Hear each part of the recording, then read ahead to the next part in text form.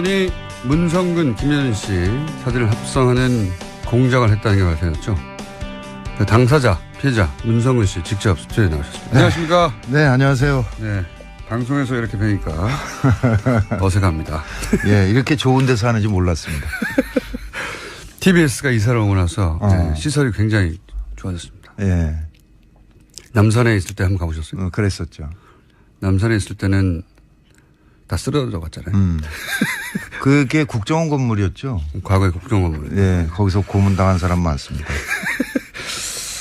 자, 우선 그 이미지를 과거에 얼핏 본 적은 있었죠, 사실은. 예, 아니 근데 워낙에 쓰레기들이 많았기 때문에 그냥 넘어갔던 일이고요. 그다음에 그건 출처를 찾을 수가 없어서 고발을 할 수가 없어요. 그러니까 국정원이 하는 짓은 더 찾을 수가 없으니까. 예, 제가 한 10여 명 고발을 한 적이 있었는데 그 트위터 같은 경우는 그 미국 본사에 확인해야 된다고 그러니까 할 수 없다라고 하면서 빼고 뭐 이래서 확실한 사람들이니까 그 시위에 나와서 발언하는 사람들 있잖아요. 그 사람들만 고발한 적이 있었죠. 트위터 본사에도 요청하면 범죄 연루된 게 확실하면 예. 해줘요. 아, 당연히 그렇죠. 예. 핑계를 댄 것이고. 예. 근데 국정원이라는 게 명확하게 밝혀지고 나서는 무슨 생각을 하셨습니까? 믿어지지 않는 거죠. 뭐. 믿어지십니까 이게? 아니, 저는 사실 일베 중에서도 네. 개쓰레기들만 하는 짓 아니에요. 그러니까 삐 아, 네. 여기 예. 그렇죠. 아니면 당사자 입장에서 그렇게 말할 정도로 예. 아니, 그러니까 그게 아마 해외 토픽에 지금 좀 나오지 않았을까 싶은데 그 최순실 때 라스푸틴 얘기했었잖아요. 네. 아마 그만큼 충격으로 받아들이지 않을까 그런 생각이 듭니다. 그러니까 그게 이제 뭐 일반 네티즌들이 이렇게 했다 이런 모르겠는데 그렇죠. 네. CIA가 했다. CIA가 유명 배우 둘을 합성해가지고 그거 목적은 부시 정권을 지키기 위해서 했다. 이러면은 완전 전 세계 토픽이죠. 그 일베 정권이 계속 이어지는 거 아닌가라는 생각이 들어요. MB 정권의 성격이 일베였다면 그들이 이제 그런 공작으로 정권 재창출을 한 거죠. 그 일베는 계속 이어졌고 그다음에 지금 뭐 새누리당 비상대책위원장이니까 그 양반이 청년들에게 일베 열심히 하라 그랬잖아요. 자유한국당. 예. 네. 그러니까 그런 심성으로 지금 그 양반들이 한쪽 정치 세력을 맡고 있다는 게 참담하죠. 자, 여기까지는 공식적인 논평이었고 실제 본인이 어떤 피해를 당했는가 네. 그 사이에 왜냐하면 그거는 공작의 일환이었을 뿐 실제 생업을 쥐고 흔들었잖아요. 그 8년 전부터 방송 출연이 안 된다는 거를 알았기 때문에 뭐 괴롭지는 않았어요. 그냥 뭐 그런갑다. 뭐 괴로워하시던데 사석에서는. 아, 집 팔았어요. 집 있었으니까 뭐 먹고 사는데 문제 없는 거고. 네, 집을 팔아서. 네. 네. 근데 웃으면서 이제 얘기하지만 집을 집 팔았어 그러시다고. 저 그 단독주택 멀쩡하고 갖고 있었거든요. 지금 오피스텔로 옮겼으니까 뭐 충분하고요. 근데 저는 괜찮은데 그 저 때문에 딴 사람들이 피해받는 게 힘든 거죠. 그러니까 참여정부 때 제가 영화나 뭐 드라마나 뭐 이런 거 출연을 좀 했었는데 모든 회사가 세무조사를 받았으니까요. 아, 출연했던. 제가 출연했으면 이제 출연료를 줬을 거 아니에요. 그러니까 제 통장에 돈을 보낸 사람 회사는 모두 다 세무조사를 하더라고요. 그러니까 그 양반들한테 정말 미안하잖아요. 아, 참네. 예. 저도 사실 겪은 게 있기 때문에 저 이해가 가는 게, 예. 뭐 예를 들어서 티셔츠를 저희가 팔았어요. 회사에서. 아무것도 아니거든요. 예. 정말 영세한 업체예요. 조그만한. 거기도 세무조사를 했었으니까 문성근 씨를 출연시키고 출연료를 입금했던 모든 회사가 다 세무조사를 했다. 했죠. 근데 그거 잘 모르고 초반에는 그러니까 뭐 8년 전, 9년 전에, 10년 전에는 초기니까 잘 모를 수 있잖아요. 그래서 그때 섭외돼서 출연했는데 나중에 예를 들어서 방송국에서 난리가 나가지고 그런 적도 있지 않습니까? 그 CJ가 갖고 있는 케이블 회사인데 OCN이라고 그래서 이제 처용이라는 드라마를 10부작이었어요. 계약을 하고 4부까지 찍었는데 그다음부터 출연이 없더라고요. 근데 나중에 보니까 그 연출이 임찬익이라는 친구였는데 그 친구가 4부까지 찍고 일부를 편집해서 이렇게 제출했더니 저를 통으로 편집하라 그러더래요. 인물을 빼버리라고. 그러니까 인물을 빼면 스토리가 완결이 될 수가 없는 거예요. 근데 빼라 그러니까 이 친구가 사부까지 찍었는데 그건 어떻게 그러면? 그러니까 4부까지 찍은 거 몽땅 다 빼버린 거죠. 근데 그러니까 이 연출이 그렇게 못한다 나는. 스토리가 안 맞는다 이게. 네. 그러고 버텼어요. 걔도 잘렸죠. 근데 그 친구에 대해서 진짜 저는 기가 막힌 게 신인이고 그 연출이라는 사람들은 연출하고 있는 동안에만 수입이 발생하거든요. 그러니까 나중에 저한테 와서 저 선배님 이렇게 됐는데 정말 어쩔 수 없이 뺐습니다라고 얘기를 해도 나는 양해를 했을 거예요. 그 친구를. 네. 그 감독을. 네. 네. 근데 수입도 없는 자가 네. 그걸 덜푸덕 거절하고선 잘리더라고요. 그래서 설마 계약이 됐고 이미 사편까지 찍었는데 감독까지 교체하겠나 싶었겠죠. 그리고 또 한 번은 미안했겠죠. 당연히. 네, 그 친구는 저에 대한 의리를 지킨 건데 네. 본인이 날아갔군요. 참 묘한 게 그 이후에 보면 CJ가 그걸 통편집해서 이제 한 다음에 그때부터 지금까지 저한테 단 한 번도 양해의 말을 한 적이 없어요. 아, 미안했다. 그때 어쩔 수 없었다라든가 아니면 누구 한 사람을 보내서 이렇게. 그러니까 그 일이 벌어졌을 때 이걸 문제 삼으려면 문제 삼을 수 있었을 거 아니에요. 뭐 팟캐스트도 많고 그러니까 제가 나가서 얘기를 하면 되는데 사실은 CJ가 뭐 회장도 구속돼 있고 몸도 아프다고 그러고 그래서 사정이 그렇겠지 뭐 저도 맨날 당하던 일이니까 그냥 양해하고 이제 문제 삼지 거기는 않고. 재벌이고요. 아니 글쎄. 그래서 양해하고 넘어갔는데 누가 누구를 챙겨줄 이 사람들이 아닙니다. 아직도 얘기가 없는 거예요. 그래서 아직도. 예. 야 이게 뭐 일종의 또 다른 갑질이죠. 네. 자기 고통은 자기 고통이고 자기가 남에게 준 고통은 아무런 관심이 없는 거니까. 그리고 인정해야 되니까 그때 그랬다는 걸. 그럴 수는 있는데 그래도 이건 뭐 비공식입니다 그러면서 술자리에서 조용히 얘기를 할 수 있을 거 아니에요. 충분히. 그렇다고 이제 문정윤 씨가 그거를 공개하고 폭로할 분이 아닌데 왜냐하면 이 얘기도 지금 처음 하시는 거 아니에요. 사실은. 그렇죠. 네. 그런 일을 겪었음에도 불구하고. 근데 지금도 이제 이 방송을 들으신 실제 관계자 여러분은 공식적으로는 아니어도 소주 한잔 하시면서 푸시면 좋겠고. 본인이 직접 그렇게 해서 입은 직접적인 피해만 따지더라도 수익이 당연히 급감하지 않았나요? 그 소득 신고를 못한 해가 많죠. 그렇기 때문에 집을 팔아버렸고. 넉넉해요. 괜찮아요. 근데 이제 제 경우는 사실은 이제 유신 때부터 이어진 일이고 넉넉한데 요즘 왜 밥을 안 사십니까? 이렇게. 지금 이제 출연하고 그러니까 밥 사야죠. 고기 먹읍시다. 최근 몇 년간 지금 밥을 안 사시더라고요. 근데 저는 괜찮은데. 물어보면 집 팔았다 그러고 계속. 늦봄 문익환학교라고 있어요. 대한학교인데 네. 전남 강진에 있는데 그걸 동아일보가 한번 무슨 종북학교 이런 식으로 그런 취지로 뭐 엄청나게 큰 지면으로 씹었어요. 근데 그거가 소송에서 이제 늦봄학교가 이겼는데 이기면 뭐합니까? 이미 전파된 건 전파된 거고 그래서 지금도 그 학교가 충격을 못 벗어나고 있어요. 그러니까 학생 수도 줄어들고 있고 그다음에 대한학교 경우에는 잘 아시겠지만 그 선생님들이 그냥 헌신하는 거거든요. 거의 최저생계비 수준에 받고 버티고 있는데 그분들이 이렇게 알아눕지를 못해요. 애들 때문에.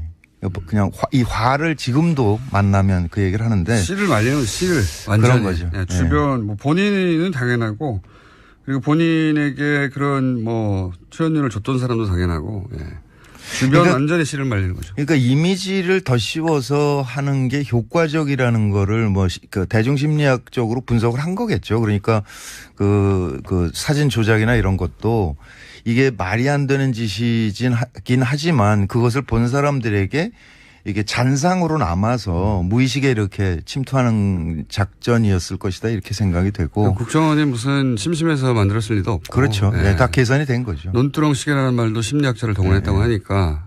그랬죠. 그랬다는 걸 보면 대중 이미지가 굉장히 중요한 배우들을 어떻게 다시는 복귀하지 못하게 만들까. 명계남 씨가 복귀가 참 쉽지 않은 게 그 양반 경우에 바다 이야기가 전 국민이 다 아는 것 같아요. 그때 지금 되돌아보면 한나라당 의원이 국회에서 면책특권으로 그걸 발언을 했거든요. 요약하면 명계남 씨가 바다 이야기, 소위 이제 도박, 거기서 뒷돈을 받아가지고 그 돈으로 문성근 정치에 진출하라고 뒷돈을 정치 자금이 그거다. 이렇게. 뭐 정권 재창출을 위한 자금을 마련했다 이런 거예요. 네, 전체적으로는. 그래서 이제 그 중에 저도 뭐 수백억을 했다는 얘기가 수백억. 있었는데. 수백억 그게 어디 있어요? 그러니까. 그 명계남 씨 얘기는 스위스 은행 비밀번호를 까먹었다 그러더라고요. 그 친구는 임플란트 할 돈도 없거든요. 그러니까 이거는 풀어줘야 돼요. 그래서 검찰에 출두하면 그거는 꼭 물어보려고 그럽니다. 근데 아마 자료가 너무 많아서 지금 못 찾을지도 모른다라는 생각도 들고요. 그게 이제 그러니까 탄핵 국면으로 들어가면서 파기를 시작을 했을 거 아니에요. 근데 그 옛날 건 안 했을지도 모른다. MB 정권 시절 거는. 그 흔적이 좀 남아서 지금 나오고 있는 건데. 네, 그런 거죠. 네. 그래서 이제 문정근 씨가 그럼 10년간 뭐 했냐? 주로 등산했어요. 그래서 제가 종아리가 굉장히 단단하고요.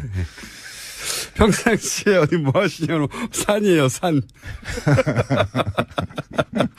피톤치드가 너무 풍부해. 산에 항상 가 계셨고, 예. 네. 평상시복이 항상 등산복이었습니다. 그래서, 예. 부르는 사람이 없기 때문에 부르지 않는 산으로 가는 거예요. 산에 많이 가셨고, 그 시절 얘기하자면 문화부 장관을 지냈던 네. 이창동 감독님의 이야기도 하지 않을 수가 없습니다. 그분도 물론 그분이 영화를 더디게 만드는 스타일이기도 한데 네네. 영화를 만들기 위해서 지원 요청을 한 적이 있잖아요. 네, 그때 그 시라는 영화죠. 그거는 특히 이제 영화진흥위원회는 그 해외 유명 영화제에서 수상한 사람들에게는 조금 더 지원을 하는 게 있습니다. 네, 그렇겠죠, 당연히. 예, 마스터스 그런 식으로 해가지고. 근데 그때 임권택 감독하고 이창동 감독이 냈는데 두 명을 뽑기로 돼 있었거든요. 둘을 했는데 되니까 이제 또다시 심사를 했다든가 그래요. 네, 그래서 당연히 되겠죠. 당연히 됐는데. 시나리오를 빵점을 줬죠. 근데 그 작품이 깐느에서 시나리오상을 받았어요. 그 난리가 난 거죠. 어떻게 깐느가 상 준 거를 빵점을 줬냐 그래가지고 영진이가 그때 뒤집혔었고 네. 그때 영진이 원장 했던 친구는 그것 때문에 그랬는지 그 직후에 아무튼 돈 받아먹고 깜빵 갔죠. 뉴라이트의 이데올로그 같은 사람이었는데. 그러니까 이창동 감독의 시나리오는 사실 얘기가 그전부터 많았습니다. 시나리오 너무 좋다고. 기가 막히죠. 네, 너무 좋다고. 실제 그게 입증돼서 깐내서 시나리오상도 받았는데 이제 이창동 감독을 지원을 하지 않을 명분을 찾아야 되는데 못 찾겠으니까 점수를 매길 때 시나리오를 빵점을 줘가지고. 예. 그때는 이제 그게 블랙리스트였는지 몰랐던 거고. 몰랐죠. 그냥 마음으로는 알고 있었죠. 그러니까 그 참여정부 끝나고 MB정부가 그 참여정부 때 관계했던 사람들 전체를 다 수사를 했다고 그러거든요. 그래서 문화부에서는 이제 이창동 명계남 이렇게 집중 대상이었고 그때 모든 통장을 다 털었고요. 그런데 그 시가 떨어지는 거 보면서 심하게 압박을 하는구나. 그거를 느꼈죠. 근데 상당히 워낙 이런 사안에 대해서 말을 안 하시는 분이라 누구한테 가서 하소연을 하거나. 네, 안 하죠. 네, 안 해서 그냥 아주 크게 불거진다기보다는 대중들은 그런 일 있었구나 하고 정도 넘어갔는데 영화계에서는 뭐 말도 안 된다고. 근데 지금 이제 블랙리스트 때문에 그 피해 사례도 사실 연기자나 진행자들 중심으로 나오지 감독들은 잘 안 나오는데 감독들 경우에 거절하면서 시나리오가 좀 부족합니다. 이래버리거든요. 그러니까 할 말이 없어요. 네, 그러니까 할 말이 없어지는 거죠. 거기다가 이제 그 모태 펀드라는 거 있잖아요. 네. 그거를 산자부 쪽에 있던 거를 영화 쪽에 끌고 들어온 게 접니다. 제가 영진이 부위원장을 한 100일 한 적이 있거든요.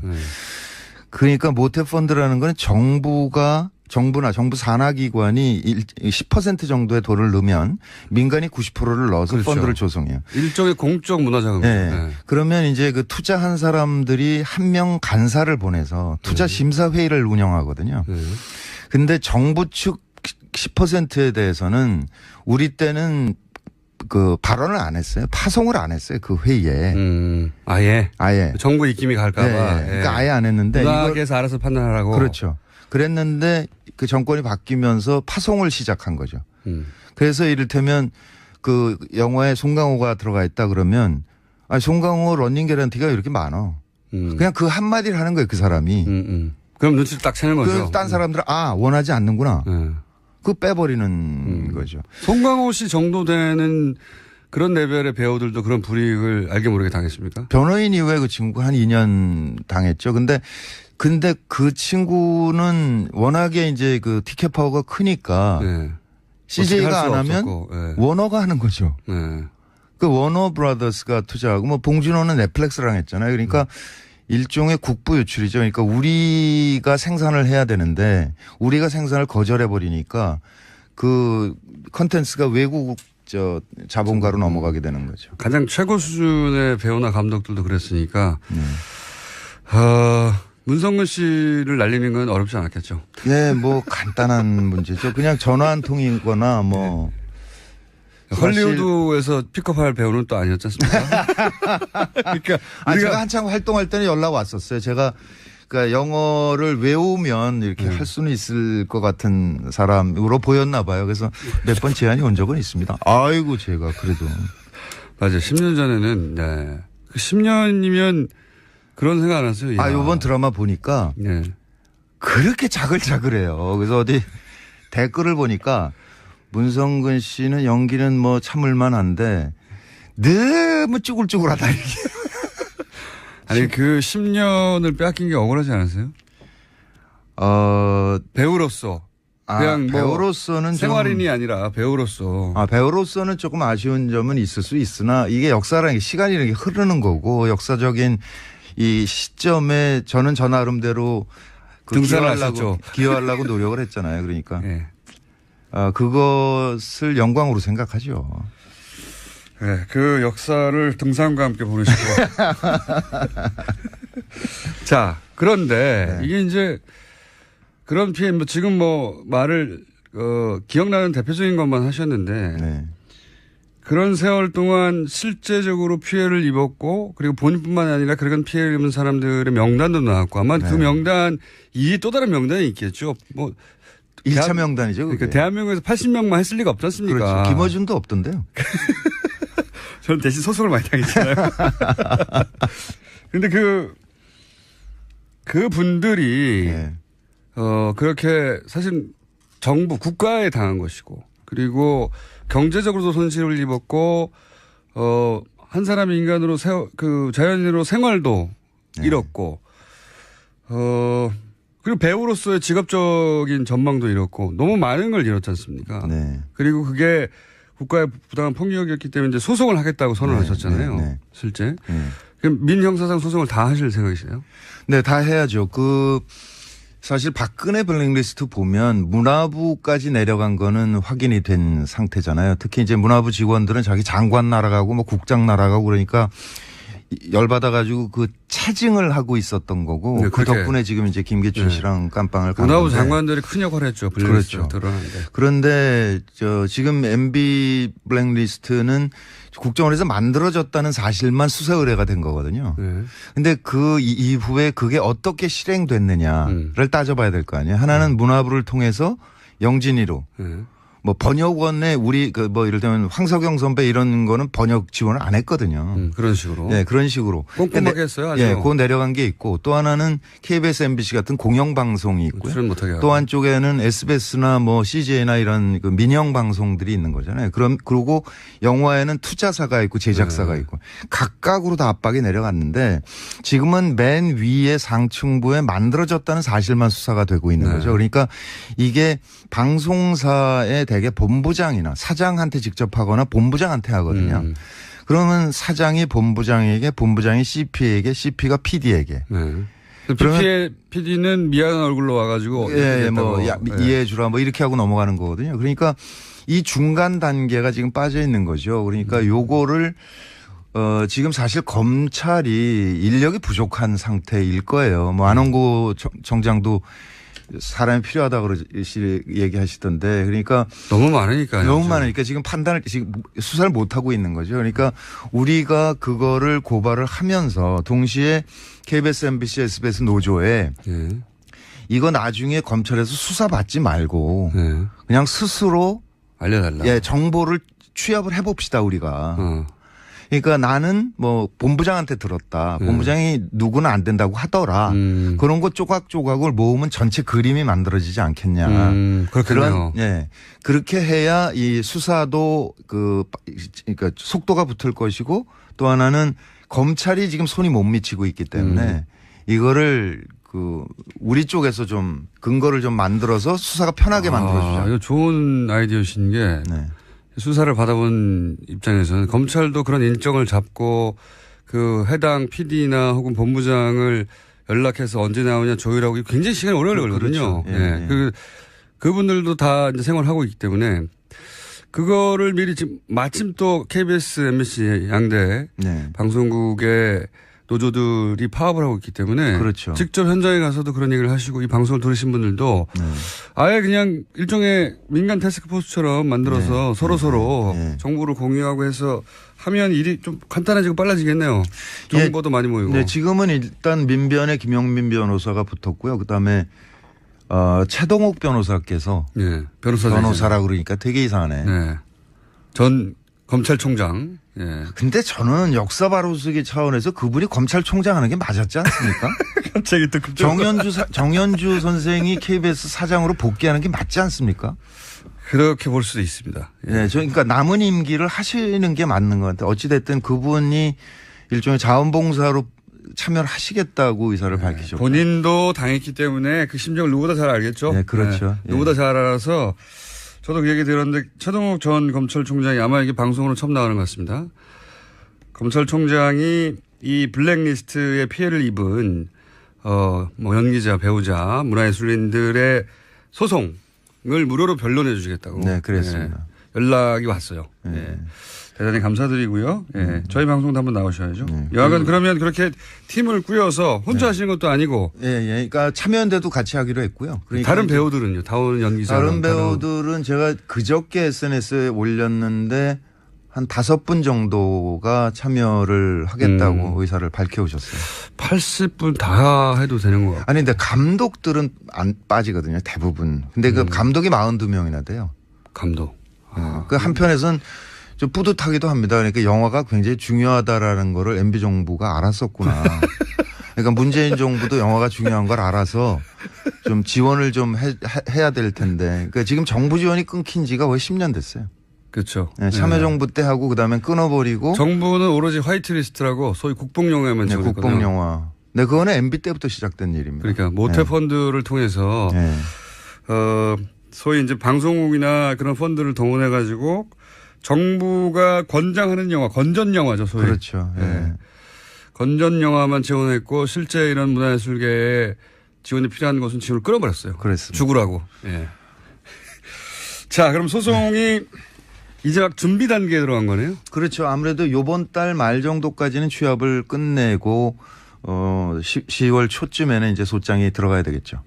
그럼 고소고발 모두 형사, 민사 다. 형사, 민사 다 해야죠. 그러니까 형사 동시 진행하는데 아무래도 형사를 먼저 진행을 하게 될 테니까 거기에 따라서 이제 민사는 영향을 받잖아요. 민사는 그러면 그 대상이 일단은 제일 기초는 국가, 그다음에 그 이명박 대통령, 원세훈 원장이 세 사람은 필수고요. 네, 세 대상. 예. 근데 이제 MBC 노조 같은 경우는 김재철 사장을 하고 싶어 하는 모양이더라고요. 그건 당연하잖아요. 그러니까 KBS 노조는 또 KBS 사장을 하고 싶어 하고 그래서 이게 아마 좀 폭이 넓어질 거는 같습니다.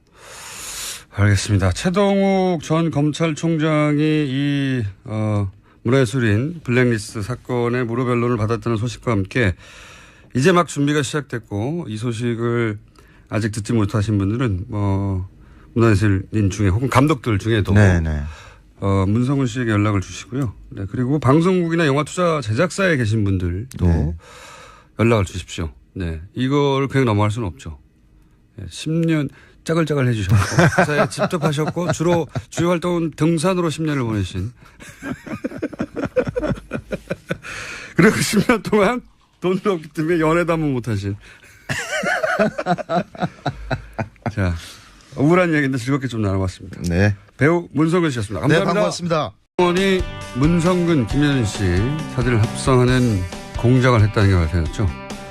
그 당사자, 피해자 문성근 씨 직접 스튜디오에 나오셨습니다. 안녕하십니까? 네, 안녕하세요. 네. 방송에서 이렇게 뵈니까 어색합니다. 예, 이렇게 좋은 데서 하는지 몰랐습니다. TBS가 이사를 오고 나서 네, 시설이 굉장히 좋아졌습니다. 예. 남산에 있을 때 한번 가보셨어요? 그랬었죠. 남산에 있을 때는 다 쓰러져 갔잖아요. 그게 국정원 건물이었죠. 과거의 국정원물. 예, 거기서 고문당한 사람 많습니다. 자, 우선 그 이미지를 과거에 얼핏 본 적은 있었죠, 사실은. 예, 아니 근데 워낙에 쓰레기들이 많았기 때문에 그냥 넘어갔던 일이고요. 그다음에 그건 출처를 찾을 수가 없어서 고발을 할 수가 없어요. 그러니까 국정원이 하는 짓은 더 찾을 수가 없으니까. 예, 제가 한 10여 명 고발을 한 적이 있었는데 그 트위터 같은 경우는 그 미국 본사에 확인해야 된다고 그러니까 할 수 없다라고 하면서 빼고 뭐 이래서 확실한 사람들이니까 시위에 나와서 발언하는 사람들 있잖아요. 그 사람들만 고발한 적이 있었죠. 트위터 본사에도 요청하면 범죄 연루된 게 확실하면 예. 해줘요. 아, 당연히 그렇죠. 예. 핑계를 댄 것이고. 예. 근데 국정원이라는 게 명확하게 밝혀지고 나서는 무슨 생각을 하셨습니까? 믿어지지 않는 거죠. 뭐. 믿어지십니까 이게? 아니, 저는 사실 일베 중에서도 네. 개쓰레기들만 하는 집단이에요. 그러니까 삐. 네. 여기 예 그렇죠. 아니면 당사자 입장에서 그렇게 말할 정도로 예. 그러니까 그게 아마 해외 토픽에 지금 좀 나오지 않았을까 싶은데 그 최순실 때 라스푸틴 얘기했었잖아요. 네. 아마 그만큼 충격으로 받아들이지 않을까 그런 생각이 듭니다. 그러니까 그게 이제 뭐 일반 네티즌들이 이렇게 했다 이런 모르겠는데 그렇죠. 네. CIA가 했다. CIA가 유명 배우 둘을 합성해가지고 그거 목적은 부시 정권을 지키기 위해서 했다. 이러면은 완전 전 세계 토픽이죠. 그 일베 정권이 계속 이어지는 거 아닌가라는 생각이 들어요. MB 정권의 성격이 일베였다면 그들이 이제 그런 공작으로 정권 재창출한 거죠. 그 일베 계속 이어졌고 그다음에 지금 뭐 새누리당 비상대책위원장이니까 그 양반이 청년들에게 일베 열심히 하라 그랬잖아요. 자유한국당. 예. 네. 그런 심성으로 지금 그 양반들이 한쪽 정치 세력을 맡고 있다는 게 참담하죠. 자, 여기까지는 공식적인 논평이었고 실제 본인이 어떤 피해를 당했는가 네. 그 사이에 왜냐하면 그거는 공작의 일환이었을 뿐 실제 생업을 쥐고 흔들었잖아요. 그 8년 전부터 방송 출연이 안 된다는 거를 알았기 때문에 뭐 괴롭지는 않았어요. 그냥 뭐 그런갑다. 뭐 괴로워하시던데 사석에서는. 집 팔았어요. 집 있었으니까 뭐 먹고 사는데 문제 없는 거고. 네, 집을 팔아서. 네. 네. 근데 웃으면서 얘기하지만 집을 집 팔았어 그러시다고. 저 그 단독주택 멀쩡하고 갖고 있었거든요. 지금 오피스텔로 옮겼으니까 뭐 충분하고요. 근데 저는 괜찮은데 저 때문에 딴 사람들이 피해받는 게 힘든 거죠. 그러니까 참여정부 때 제가 영화나 뭐 드라마나 뭐 이런 거 출연을 좀 했었는데 모든 회사가 세무조사를 받았으니까요. 출연했던. 제가 출연했으면 이제 출연료를 줬을 거 아니에요. 그러니까 제 통장에 돈을 보낸 사람 회사는 모두 다 세무조사를 하더라고요. 그러니까 그 양반들한테 정말 미안하잖아요. 참네. 네. 저도 사실 겪은 게 있기 때문에 저 이해가 가는 게, 네. 뭐 예를 들어서 티셔츠를 저희가 팔았어요. 회사에서. 아무것도 아니거든요. 네. 정말 영세한 업체예요. 조그만한. 거기도 세무조사를 했었으니까 문성근 씨를 출연시키고 출연료를 입금했던 모든 회사가 다 세무조사를 했다. 했죠. 근데 그거 잘 모르고 초반에는 그러니까 뭐 8년 전, 9년 전에, 10년 전에는 초기니까 잘 모를 수 있잖아요. 그래서 그때 섭외돼서 출연했는데 나중에 예를 들어서 방송국에서 난리가 나가지고 그런 적도 있지 않습니까? 그 CJ가 갖고 있는 케이블 회사인데 OCN이라고 해서 이제 처용이라는 드라마를 10부작이었어요. 계약을 하고 4부까지 찍었는데 그다음부터 출연이 없더라고요. 근데 나중에 보니까 그 연출이 임찬익이라는 친구였는데 그 친구가 4부까지 찍고 일부를 편집해서 이렇게 제출했더니 저를 통으로 편집하라 그러더래요. 인물을 빼버리라고. 그러니까 인물을 빼면 스토리가 완결이 될 수가 없는 거예요. 근데 빼라 그러니까 이 친구가 이게 뭐 일종의 또 다른 갑질이죠. 네. 자기 고통은 자기 고통이고 자기가 남에게 준 고통은 아무런 관심이 없는 거니까 그리고 인정해야 되니까 그때 그랬다는 걸. 그럴 수는 있는데 그래도 이건 뭐 비공식입니다 그러면서 술자리에서 조용히 얘기를 할 수 있을 거 아니에요. 충분히. 그렇다고 이제 문재인 씨가 그거를 공개하고 폭로할 분이 아닌데. 왜냐면 이 얘기도 지금 처음 하시는 거 아니에요, 사실. 그렇죠. 네. 그런 일을 겪었음에도 불구하고.